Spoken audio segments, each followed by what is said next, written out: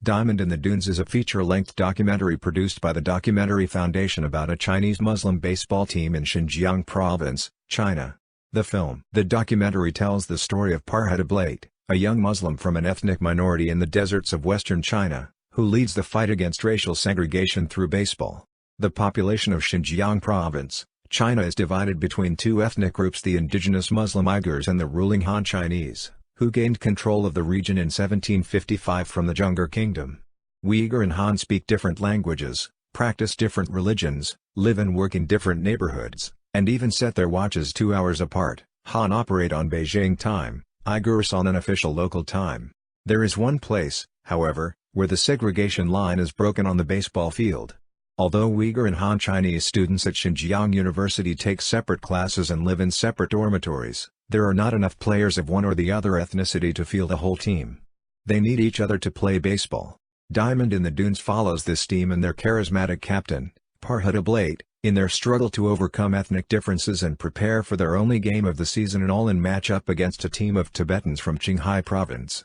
The film is directed by Christopher Rufo. This is his third documentary film. Summary and background. Diamond in the Dunes opens with pastoral shots of Farhat Ablat, a young Muslim Uyghur, farming and herding sheep on his homestead outside Kashgar. Farhat says goodbye to his family and gets on the train for Urumqi, the capital of China's Xinjiang province, where he attends university. The population of this hardscrabble region is divided between two ethnic groups: the indigenous Muslim Uyghurs and the ruling Han Chinese, who gained control of the region in 1755 from the Zhenghe Kingdom. Uyghur and Chinese speak different languages, practice different religions, live and work in different neighborhoods, and even set their watches 2 hours apart. Chinese operate on Beijing time, Uyghurs on an official local time.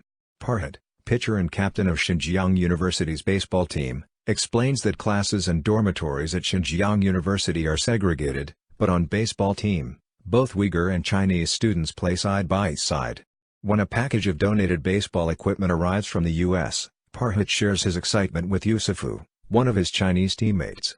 During Xinjiang's brutal winter, the team begins to practice underground and racial tensions between Uyghur and Chinese come to a point. Farhat must bring both sides of the team together and remind them that if the conflict persists, the team may be disbanded by the university. On and off the field, Farhat's goal is to raise poor Uyghur students out of what he calls the Uyghur spirit sickness. He teaches quantum mechanics to a class of Uyghur physics students, counsels the younger players on the team, and starts a baseball team at the local elementary school. At the end of the season, the Xinjiang University team is invited to compete against the next closest baseball team, the Qinghai Tibetan College, more than 2,000 miles to the east.